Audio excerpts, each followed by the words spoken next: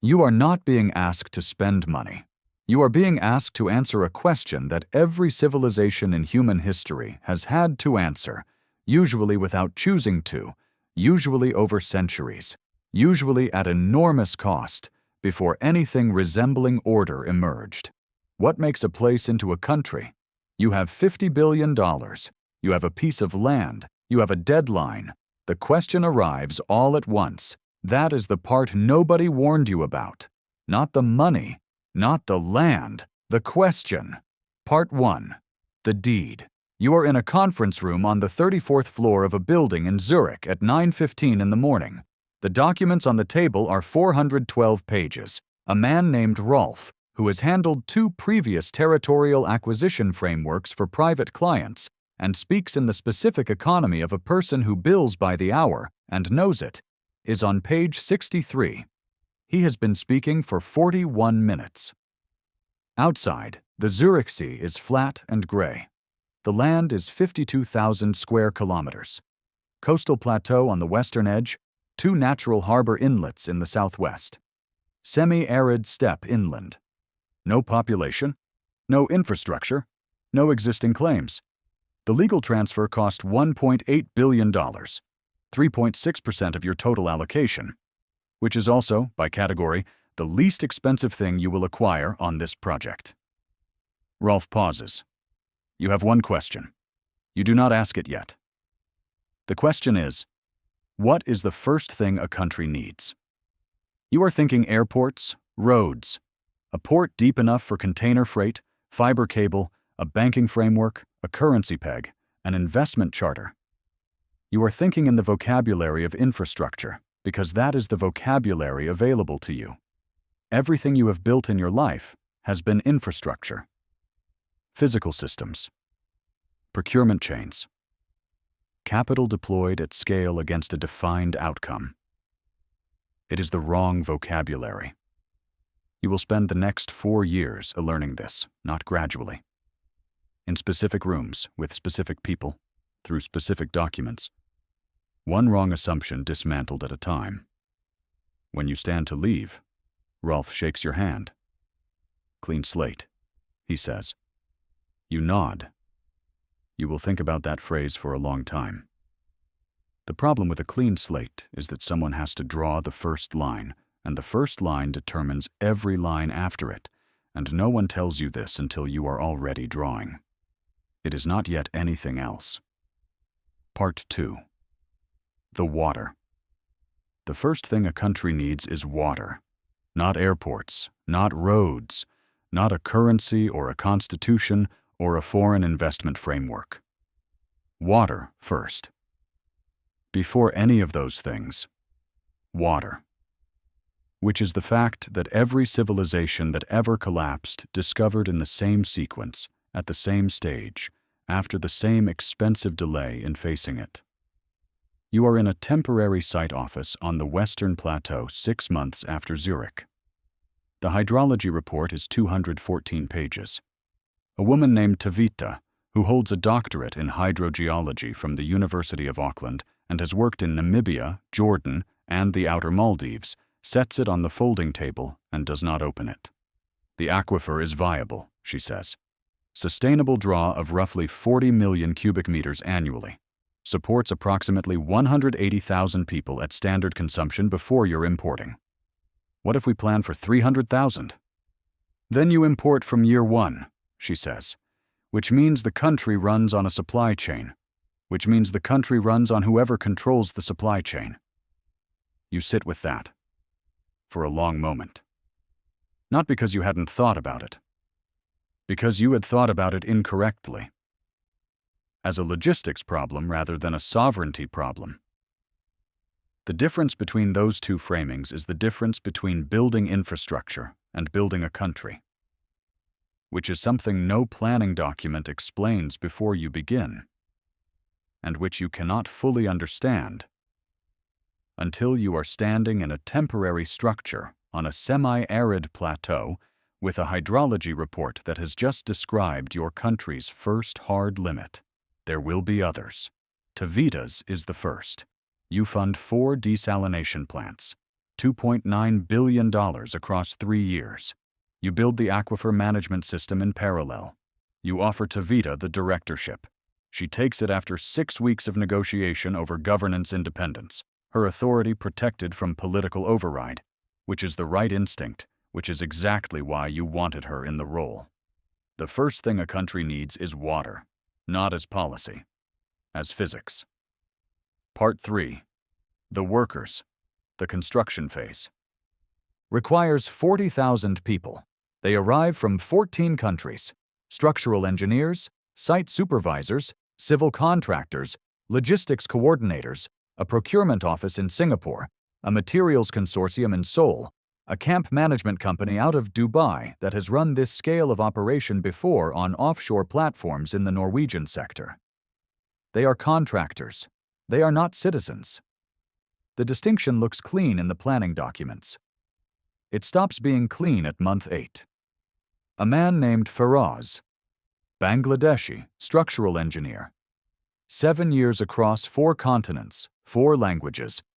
One of the people the project cannot afford to lose. Approaches the camp supervisor on a Tuesday with a question. His daughter was born in the camp hospital the previous week.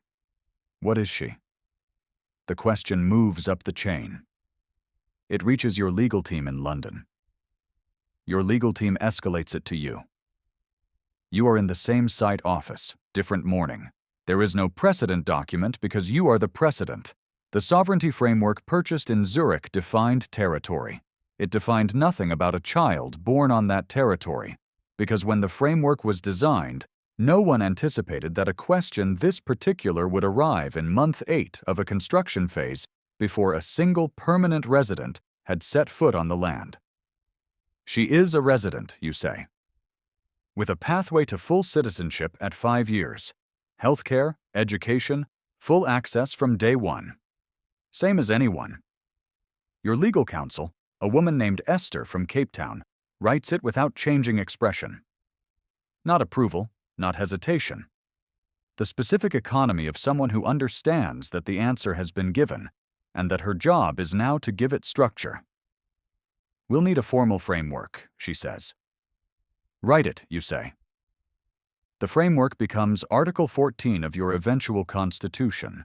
Every child born on the territory has the right to claim residency. It will be tested 18 times in your first decade of operation.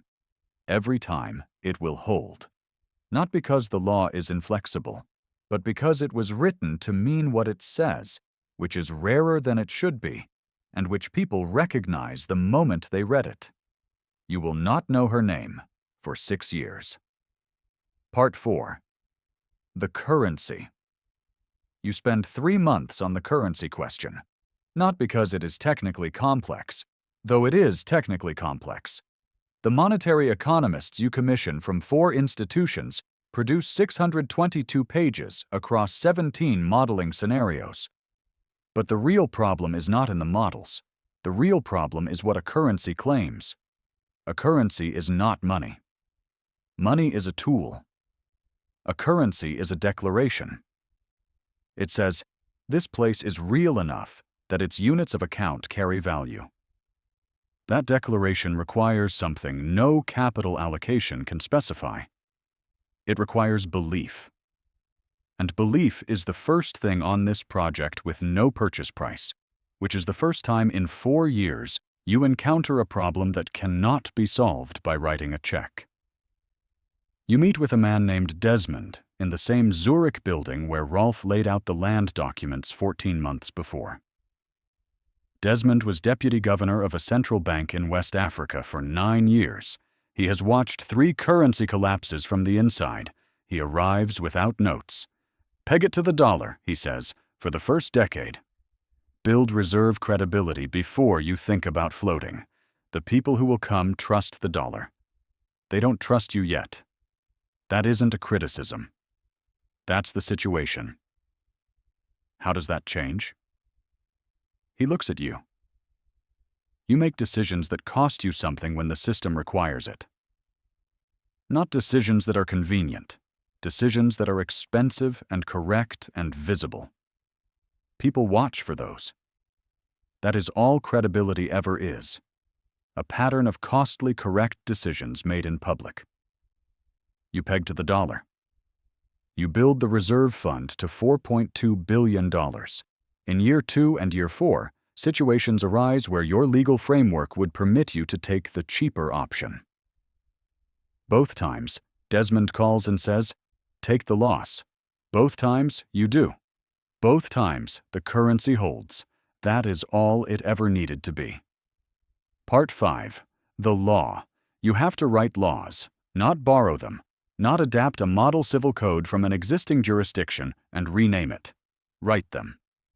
The decision comes from a meeting in month 19 with your constitutional committee, where a legal scholar named Ivar, Finnish, former drafter of transition constitutions for 2 post-authoritarian nations, speaks about governance the way Tavita speaks about aquifers.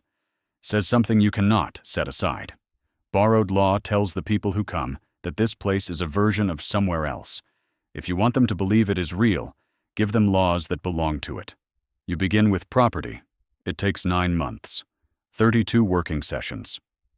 The central dispute is whether land ownership reverts to the state after a defined period or whether private title is perpetual. The economists argue for perpetuity. The urban planners argue for reversion. Esther argues for a hybrid that functions as neither clearly. Ivar argues for whatever produces the most durable social contract in 20 years. You side with Ivar. Not because the economic argument is wrong, because you are building something that has to exist in 20 years and be trusted in 40. And theoretical elegance is a poor basis for a constitution that real people have to live inside. The full legal code takes 3 years to draft. The Constitution itself is 84 pages. 40 of those pages are procedural constraints on executive authority, checks on your own power, which 2 members of your committee argue against on the grounds that founding documents should not constrain their founders. You disagree. Not from modesty. Because the people who will come are watching whether you constrain yourself before they arrive, which is the only demonstration of law that carries any weight and which cannot be faked, because the document is public and the constraints are binding. Article 1 is 4 sentences. You write the last one yourself at 2 o'clock in the morning in the site office on the plateau, the same desk where Tavita's hydrology report first arrived. You cross the line out twice. The 3rd version reads, "The territory belongs to those who maintain it." Ivar reads it the following morning. He is quiet for a moment. "That's it," he says. Part 6. The contract. The country opens to permanent residents in year 4. Not citizens first. Residents. The distinction is deliberate and debated. Citizenship requires 12 months of residency, a civic examination, and an active declaration. A choice made in a room, in front of a registrar, on record. You want the people who stay to have chosen to stay, which is something no existing nation can offer, because existing nations are inherited arrangements, the terms of which were written by people who have been dead for generations, which is not a criticism of those arrangements, but is a constraint you have the unusual position, for this one moment in the history of modern state formation, of not being bound by. At the close of year 6, 43,000 people have made the active choice. They are from 61 countries. Engineers, teachers, small business owners, a former diplomat from Oslo, 2 novelists writing in languages your legal code did not originally account for, a retired judge from Rotterdam who writes in his citizenship interview that the property reversion framework is the most honest piece of legislation he has read in 40 years of practice. You read the summaries of every citizenship interview for the first 18 months. There is a pattern. They are not here for the infrastructure, though the infrastructure is functional and clean. They are not here for the tax structure, though the tax structure is favorable. They are here because someone they trusted told them. This place does what it says. When the decisions are expensive and correct, they are made. The law belongs to the place. This is what Desmond meant. You understand it now in a way you could not when he said it in Zurich. The $50 billion built the pipes and the desalination plants and the harbor infrastructure and the road network and the fiber grid and the reserve fund and the currency peg and the legal code.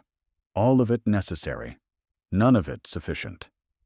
You cannot purchase the moment when 43,000 people independently look at what you have built and decide to attach their lives to it. That moment happens, or it does not. You can only build the conditions. In Zurich, Rolf had said clean slate. You had nodded. What you understand now, standing in a country that has a census and a currency and a constitution and a class of third graders who have never lived anywhere else, is that a clean slate is the wrong image entirely. A country is not a blank surface. It is an agreement, ongoing, renewable, fragile in the specific way that all agreements between people are fragile, held together not by infrastructure, but by the accumulated decisions of people who chose to stay. Somewhere right now, a civil servant in a capital city is processing the 11,000th form of a career he did not select, administering laws written before his grandfather was born, in a country he entered by being born in it. He has never once been asked whether he believes in the arrangement. He has never once had to choose it. He is doing the one thing $50 billion could not buy. The choosing was always the country.